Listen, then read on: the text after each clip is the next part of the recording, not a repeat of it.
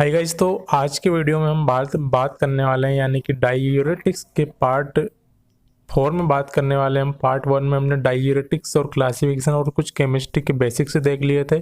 First class में carbonic anhydrous वाली class देख ली थी। सेकेंड क्लास में हमने थायाजाइड पूरा अच्छे से देख लिया था, और इन दोनों ही क्लास के हमने सार मैकेनिज्म ऑफ एक्शन और यूजेस पढ़ लिए थे। आज हमको एक बड़ी इंपॉर्टेंट क्लास इस डायूरेटिक पार्ट में लूप डायूरेटिक्स पढ़ना है, और इन्हीं को हाई सीलिंग डायूरेटिक्स बोला जाता है, क्योंकि ये जो क्लास है, ये जो साइड 2 है, सोडियम पोटेशियम 2 क्लोराइड को ट्रांसपोर्टर, ये सबसे ज़्यादा री एब्जॉर्प्शन के लिए रिस्पॉन्सिबल होती है।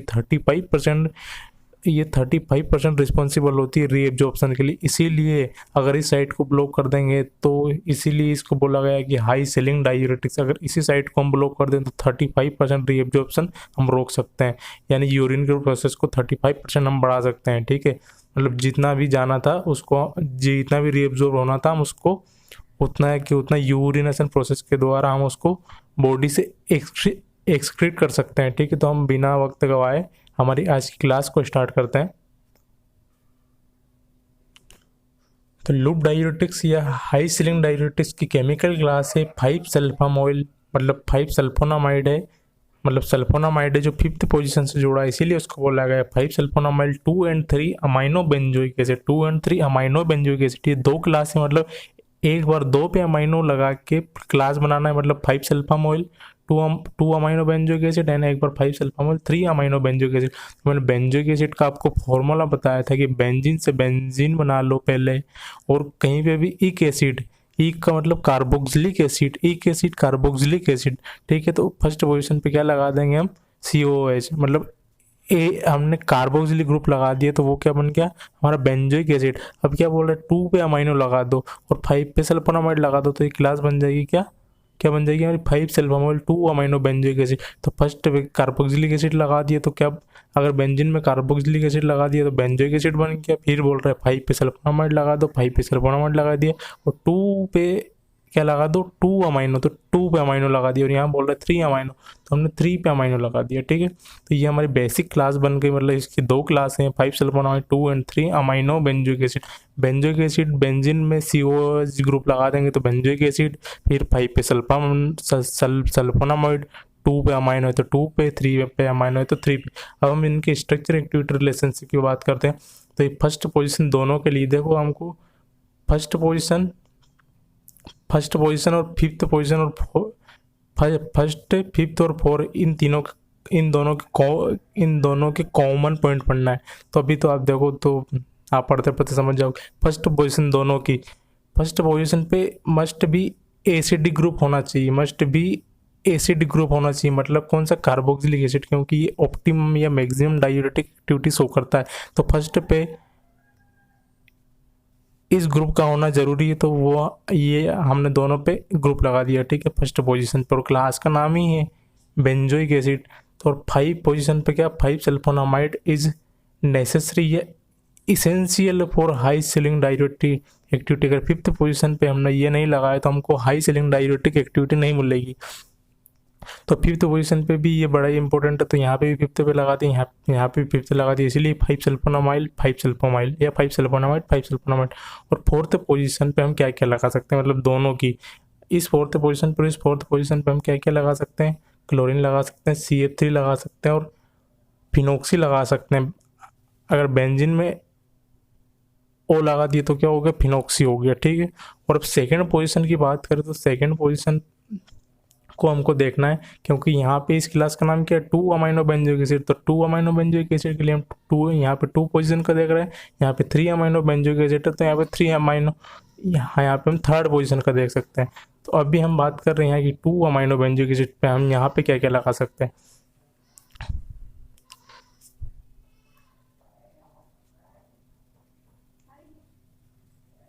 तो अगर यहाँ की बात करें हम, तो सेकंड पोजीशन पर इस ऑर्डर में हमने ये वाले ग्रुप लगाए, तो हमारी डायूरेटिक एक्टिविटी मैक्सिमम होगी। मतलब क्या, इसको ओनली इसी को बोला जाता है फ्यूरेन, और फ्यूरेन में अगर एक और मिथाइल ग्रुप लगा दोगे, मतलब एक कार्बन और लगा दोगे, तो हम इसको बोलते हैं परफ्यूराइल।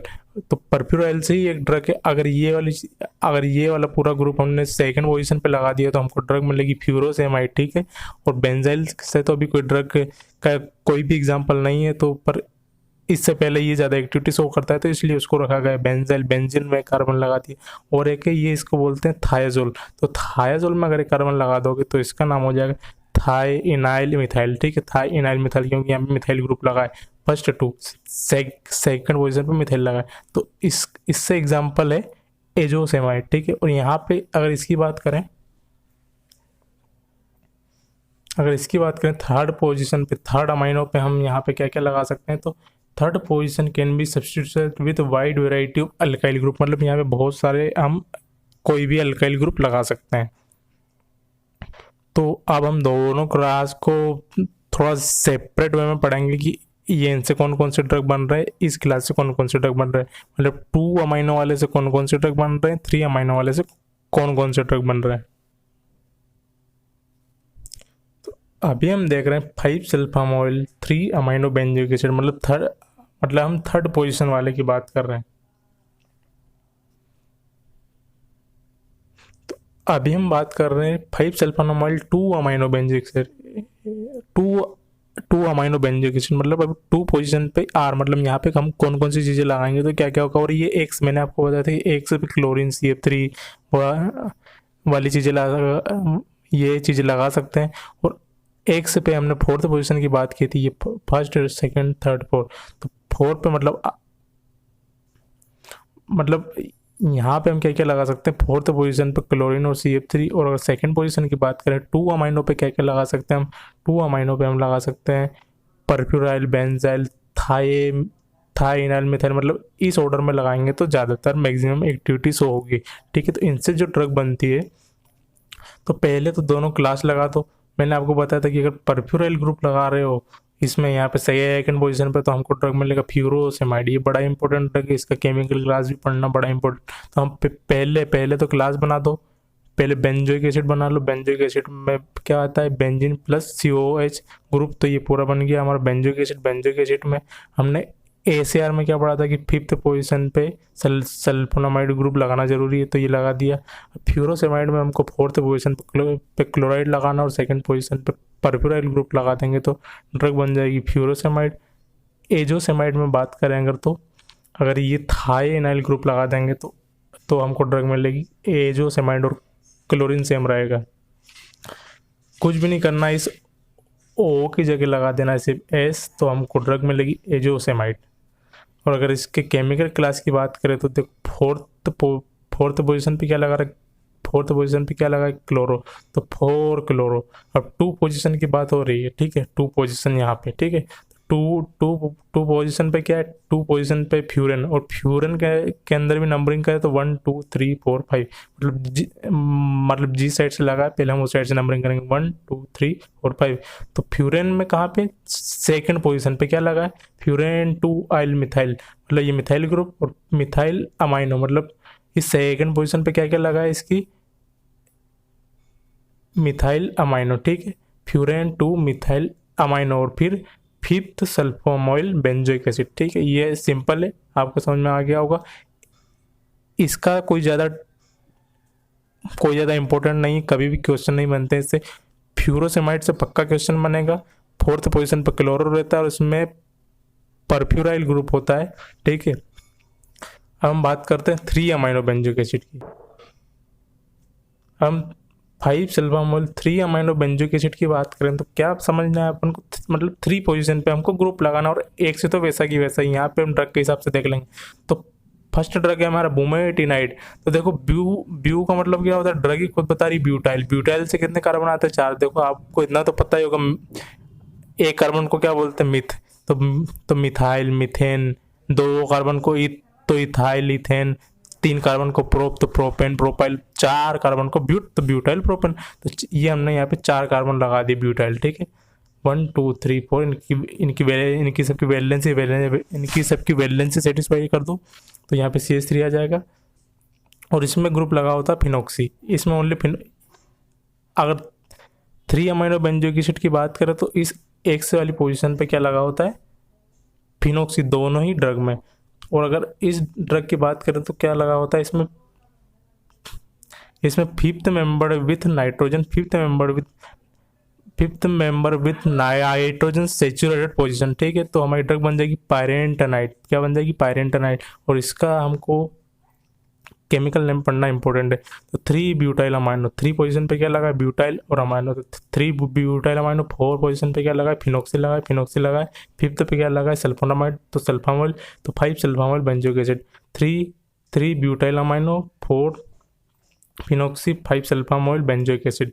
तो ये हमारी सारी ड्रग बन गई। ये भी मैंने बता दी, ये आपके सिलेबस में नहीं है। तो अब हम इसके यूजेस की बात कर लें तो इनका मेन ही यूज़ है, और इस वाली क्लास का तो और भी मेन ही यूज़ है। हमारा मेन है first hypertension, second is oedema and third is hypercalciuria. अब हम इसके मैकेनिज्म ऑफ एक्शन की बात कर लेते हैं।